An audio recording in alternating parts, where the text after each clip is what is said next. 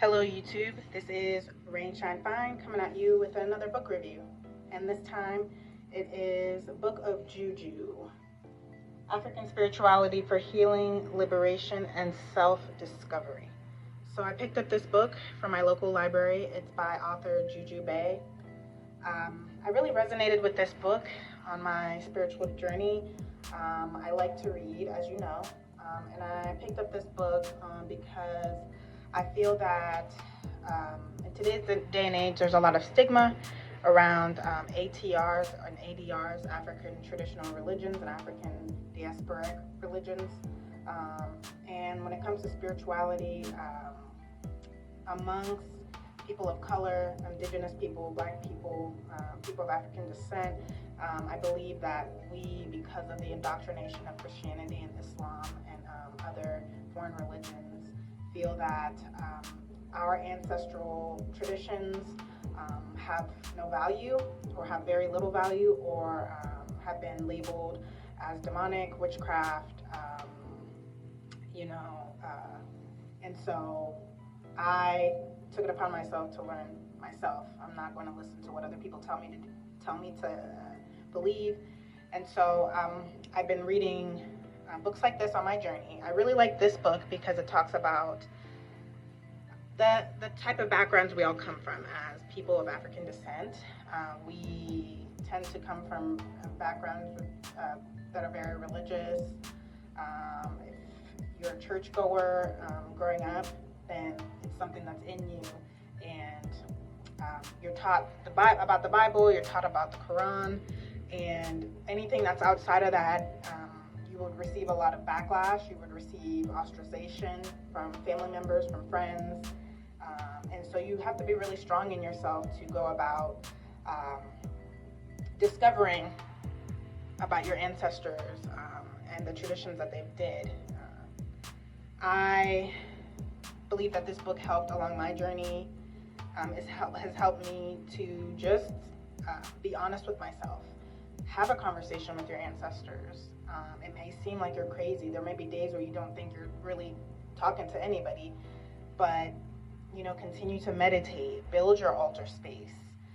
It doesn't have to be anything super fancy. It could be something that's done on the daily. And she talks a lot about how you can mix, the religion. You can mix African traditional and diasporic religions based on your needs and your beliefs. Having an altar space to venerate them is not the same as worshiping a god, because ancestors are not gods. They are from our lineage. And when we heal ourselves and we have a relationship with them, they help us. And so there's a reciprocal relationship there. She talks a lot about using different tools to help on your spiritual journey, like incense, candles, crystals, what a typical altar looks like, the things not to and to do. And so I found this to be a very helpful book. It's a very good read. I read it in about 2-3 days. It is not long at all, and the chapters are quite short. She goes into, just how to navigate some responses you may receive as you go on your journey, and you kind of diverge from the typical normative religions.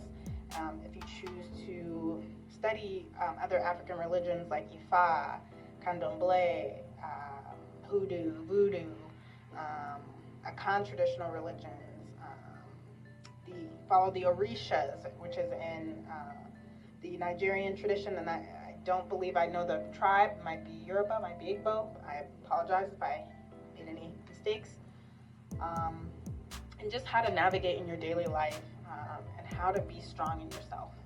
And so she talks about how these African traditional and spirituality gives us strength, and helps us to navigate the ever-changing world for our own needs spiritually. I really like it. I would recommend anybody who's kind of searching and is just curious.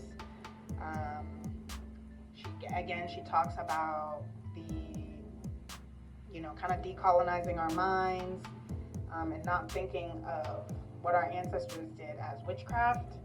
That has been something that has been supplanted in our brains, and it has caused us to be very fearful of ourselves as Black people, people of African descent.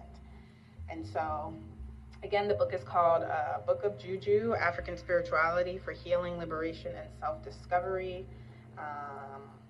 And thank you. Please have a great day. If you resonated with this or liked my book review, you can go ahead and like, subscribe.